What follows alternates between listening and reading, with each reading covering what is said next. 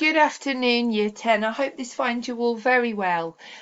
We are going to carry on today with our Christmas Carol exploration. We're going to be looking today at the Ghost of Christmas Yet to Come. As ever, we're going to start with the silent do now. This relates to work that we've been doing in class. We've explored the whole of An Inspector Calls and we have explored all of Act 1 of Macbeth. So 3 questions on Macbeth, 3 questions on An Inspector Calls. What can you recall? What can you retrieve? Pause the screen now and have a go. Okay, so in Macbeth, we hear about Paddock calling Anon and Grey Malkin. They're a toad and a cat. They're animals that would have been the witch's familiars, animals that went out to do the witch's bidding. And the 1606 audience would have been really unnerved by this idea because they believed implicitly in witchcraft, and it would have been quite shocking and unnerving to them to see such blatant and obvious witchcraft here at the start of the play. So number 2, Duncan, we know, executes the Thane of Cawdor because he's a traitor, and then he gives the title of Thane of Cawdor to Macbeth. We were thinking about how that links to the theme of kingship, the idea of kingship. And good kings at the time were expected to punish the bad and reward the good. So we see Duncan doing just that. He's punishing the traitor and he's rewarding Macbeth for his great bravery in the battle against the Irish and Norwegians. And Shakespeare is showing very clearly to us as an audience that Duncan is a good king.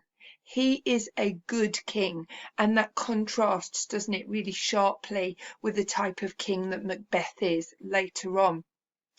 Act 1, Scene 3, Macbeth has just been told by the witches that one day he will be king.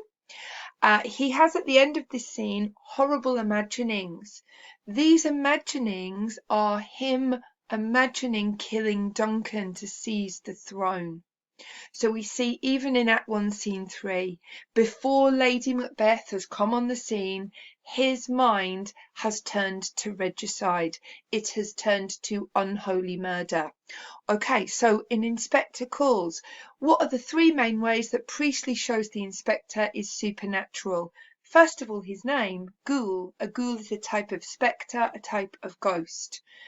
He's omniscient. He knows and he sees everything, including the future. And at the end, the coup de théâtre is he disappears without a trace at the end.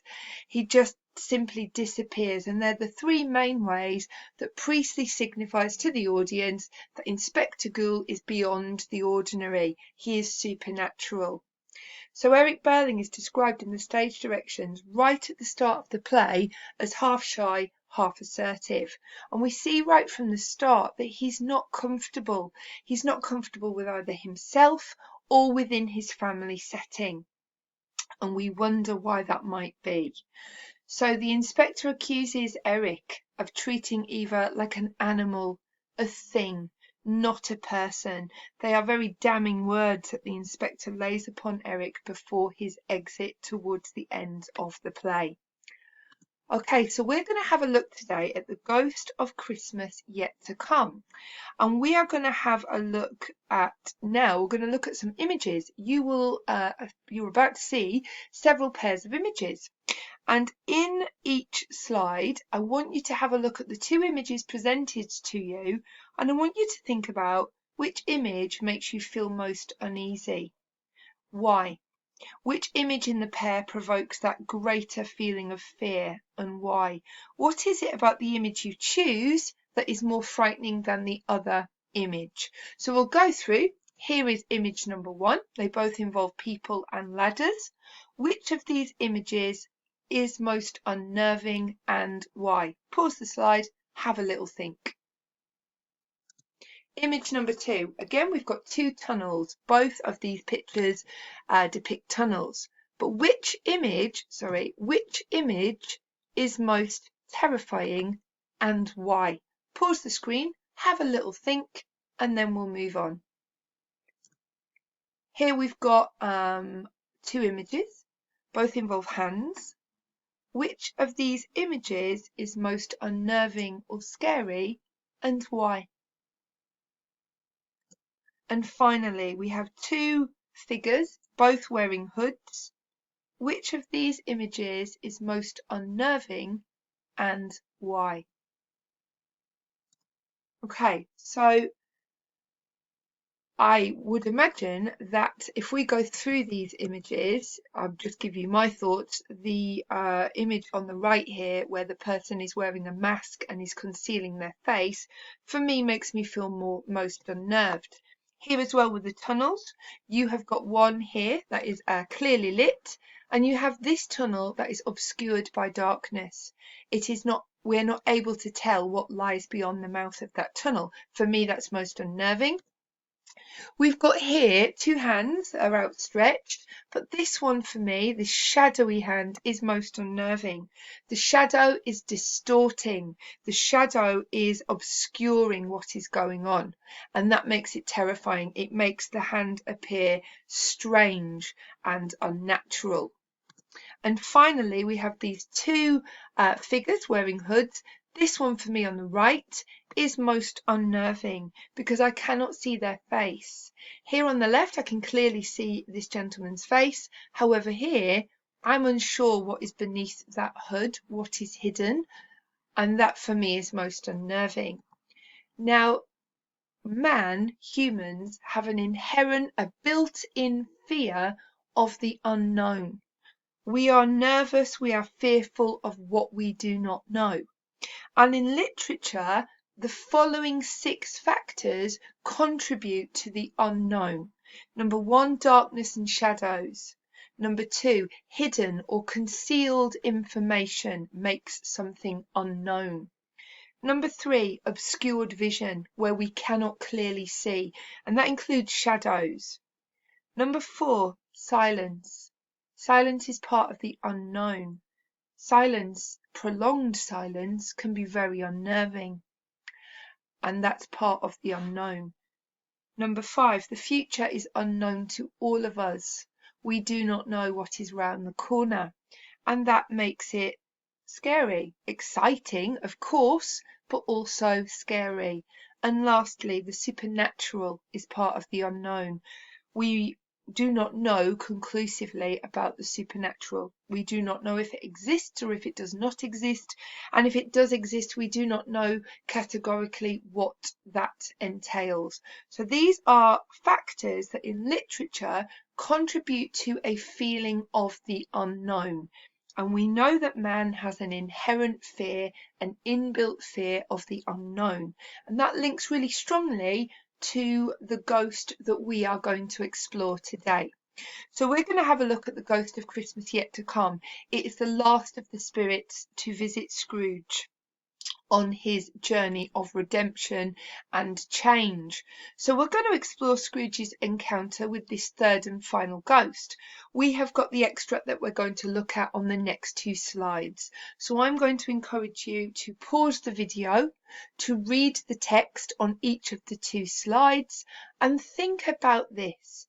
How does Charles Dickens use language to present the final ghost, the ghost of Christmas Yet to Come? What do you think his intentions are as he presents this ghost to Scrooge and to us, his readers? How do you think Dickens wants us to feel towards this ghost? Why? Why does he want us to feel this way? So let's have a look at his choice of language, and let's think about how that choice of language affects us as readers, AO2, and why Dickens might be doing this. So here is our first instalment of the extract. Pause your screen now and really look through at how Dickens is presenting the ghost here. This is our second instalment of the extract. Again, pause the screen and think about how is Dickens presenting the ghost here. Okay, so you will have noticed as we were reading, I'd highlighted some key descriptive language in yellow, and I've just summarised that language here. These are the ways in which Dickens chooses to present his ideas regarding this ghost, the last ghost. He's described as a solemn phantom. He's draped and hooded. He moves like a mist coming along the ground. We're told he slowly, gravely, silently approached Scrooge, and that the ghost seemed to scatter gloom and misery.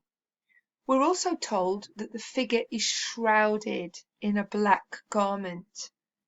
We're told that the ghost concealed its head, it hid its head, its face, its form. And we're told that nothing is visible of this ghost, only one outstretched hand. We're told it's tall and stately, and it's referred to by Dickens as the silent shape. So these are really good textual references to get down and to remember for when we are talking about that third of the spirits.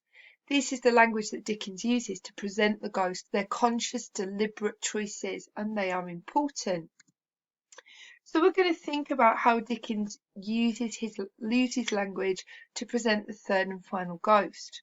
And we're going to consider Dickens's linguistic choices, any techniques or methods he might be using, the implicit meaning for the reader, the effect for the reader. So we've got Dickens' choices. This is all part of AO2, writer's choices and methods, and the effect of those upon the reader. So to make this a little bit easier, I have focused in on 3 of the key textual references, the quotes that we have here. And I have identified for us the techniques, that should say method, not metaphor, the techniques and methods that Dickens is using. So we'll start with shrouded in a black garment. A metaphor is being used here. He's shrouded in a black garment, and strong imagery through that use of colour. Colour in literature is usually a very strong indication that a writer is using imagery. Secondly, he uses here a tricolon, a list of 3, concealed its head, its face, its form, a list of 3 parts. And finally, Dickens refers to the ghost using sibilance, that repeated soft S sound, the silent shape. We know that when sibilance is used, one of 2 things is being utilised. It is either a soft S that is sensual and soft and reassuring, or it's a repeated S sound that evokes the sound of a snake, the snake in the Garden of Eden, the devil, evil. So sibilance, we know, can often imply evil is present or evil is coming. So we're going to think about these 3 quotes. I would encourage you to complete this quote table or to do it as a brainstorm around the quotes. You're going to take each one and you are going to think about, okay, here's the textual reference. Here are the techniques and method. What is the implicit meaning? What does this use of language, what does it imply for the reader? What does it suggest or connote to the reader? What does it allow the reader to see and understand? And how does that affect the reader? So pause the screen now and complete that. We're going to think about this question now, and we are going to use our information from our analysis table to put together a really strong answer to this question. So I think when you are analysing language of any shape or form, be it in your language papers or wherever you see this, PEE is the way to go. You identify the writer's choice of language, you evidence your point with a quote, you're able to explain any methods being used and what that choice of language suggests and connotes, and you explain in detail how the choice affects the reader.